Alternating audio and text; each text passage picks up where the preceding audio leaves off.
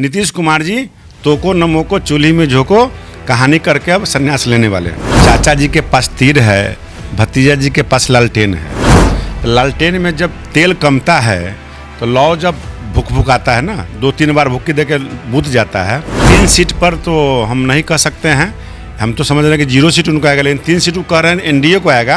तो मैं दावे के साथ कहता हूँ कि 3 सीट महागठबंधन को आ जाए तो ये बड़ी बात है। चाचा बिना तीर लालटेन को फोड़े रहेंगे नहीं, कई बार फोड़ चुके हैं, इस बार बहुत जल्द फिर फोड़ने वाले हैं। सरकार बनाएंगे तो भी फोड़ेंगे, न बनाएंगे तो भी फोड़ेंगे। आपकी फिटनेस का राज क्या है? एशवेल रस, ये एक ही बोतल में है। Stress, weakness, acidity, obesity, hair fall, skin की हर परेशानियों का एक ही हल। Ashwell life, diabetes free life.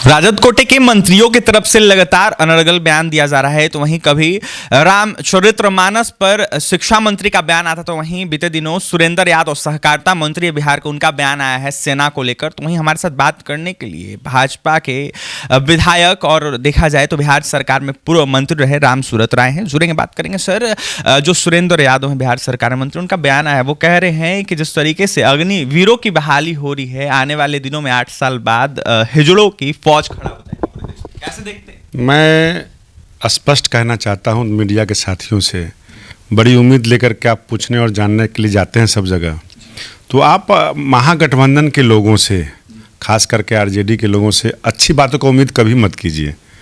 और निश्चित रूप से जिस तरह से सैनिकों के बारे में, मतलब आज के दिन में समझा जाए तो निश्चित रूप से हम लोग ये जानते हैं कि भगवान अदृश्य हैं, लेकिन हमारे डॉक्टर हों या सैनिक हों, हमारे लिए इस युग में भगवान है। वो प्रधान सेवक के रूप में सीना पर खड़े रहते हैं, तमाम 140 करोड़ जनताओं का सेवा करने के लिए जाते हैं। वैसे कौन जाते हैं उस सेना में? जो जाने वाले लोग हैं कोई दूसरे देश के लोग नहीं आते हैं। हमारे बेटे, हमारे भाई, हमारा भतीजा, हमारा बहन, हमारी माँ जैसे सभी लोग उस सेना पर जा कर के सेना की सीमा की सुरक्षा करते हैं। वैसे लोगों के लिए अभद्र टिप्पणी करना ये बहुत ही शर्मनाक बातें हैं। और माननीय सुरेंद्र यादव जी हों, चाहे चंद्रशेखर जी हों, या ABCD और कोई लोग भी हों, तो महागठबंधन के लोगों से अच्छी उम्मीद नहीं कर सकते हैं। पृष्ठभूमि अच्छी रही ही नहीं। सर, तुष्टीकरण की राजनीति कर रहे हैं महागठबंधन? बिल्कुल बिल्कुल तुष्टीकरण कहिए, और ये दरअसल में उनके महागठबंधन में नीतीश कुमार जी को नीचा करने के लिए तेजस्वी यादव जी के इशारे पर ये सारे मंत्री एक एक करके वोट बैंक की राजनीति करते हैं। और उसमें ये लोग का आपसी तालमेल नहीं है, घालमेल नहीं है, और निश्चित रूप से अच्छी बातें, अच्छे शब्द उनके मुख से कभी ना निकला है ना निकलेगा। जदयू के राष्ट्रीय अध्यक्ष लल्लन सिंह का बीते दिनों बयान आया था मुख्यमंत्री बनने को लेकर कि 2025 का 25 में देखा जाए। राष्ट्रीय अध्यक्ष जी लल्लन बाबू बहुत ही सुलझे हुए व्यक्ति हैं, और कैसे उलझाया जाता है इसके भी माहिर है।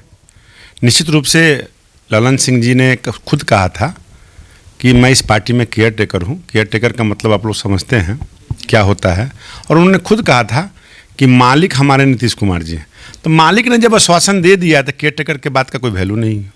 सर, एक सवाल और रहेगा। पूर्णिया में महागठबंधन के नेता लोग रैली करने जा रहे हैं और आपके भी नेता बिहार आ रहे हैं, क्या लगता है कितना असर देखने? हमारे नेता बिहार आते ही रहते हैं, रैलियाँ होती ही रहती है। बीजेपी 24 आवर्स रेडी रहती है, 365 दिन हम लोग काम करते ही रहते हैं।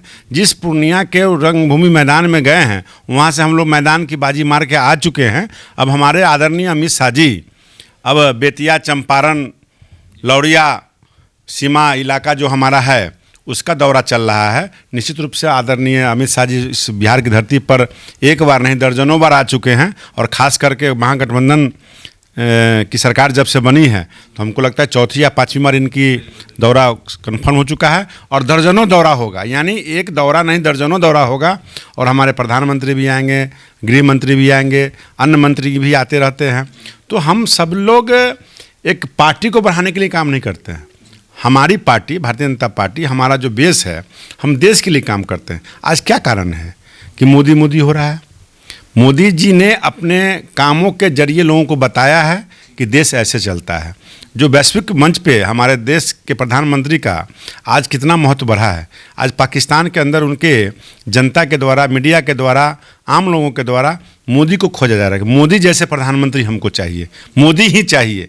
यानी अब ये लोगों को जो तुष्टिकरण की राजनीति थी क्षेत्रीय दलों का, कि मुसलमानों को भय दिखा करके वोट लेना, यूज एंड थ्रो, लिखो फेंको कलम जो होता है, लेकिन आप मुस्लिम भी समझने लगे हैं। मुस्लिम भी अब बच्चे नौजवान पढ़े लिखे हो गए हैं, तो वो भी समझ रहे हैं कि हमको कौन देश का सेवा करेगा। देश का सेवा करने में तमाम जनता का सेवा होता है।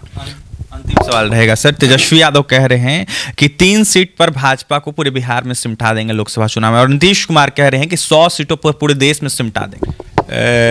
दरअसल में चाचा जी के पास तीर है, भतीजा जी के पास लालटेन है। तो लालटेन में जब तेल कमता है तो लौ जब भुक आता है ना, 2-3 बार भुक्की देकर बुझ जाता है, तो उसी 3 सीट पर तो हम नहीं कह सकते हैं। हम तो समझ रहे हैं कि 0 सीट उनको आएगा, लेकिन 3 सीट कह रहे हैं एनडीए को आएगा। तो मैं दावे के साथ कहता हूं कि 3 सीट महागठबंधन को आ जाए तो ये बड़ी बात है, क्योंकि चाचा बिना तीर लालटेन को फोड़े रहेंगे नहीं। कई बार फोड़ चुके हैं, इस बार बहुत जल्द फिर फोड़ने वाले हैं। सरकार बनाएंगे तो भी फोड़ेंगे, ना बनाएंगे तो भी फोड़ेंगे। नीतीश कुमार जी तो को नमो को चूल्ही में झोंको कहानी करके अब संन्यास लेने वाले हैं। चलिए, तो देखिए हमारे साथ रामसूरत राय थे। नीतीश कुमार जी संन्यास लेने वाले हैं, दावा कर दिया रामसूरत राय जी ने कि 3 सीटों पर खुद सिमट जाएंगे।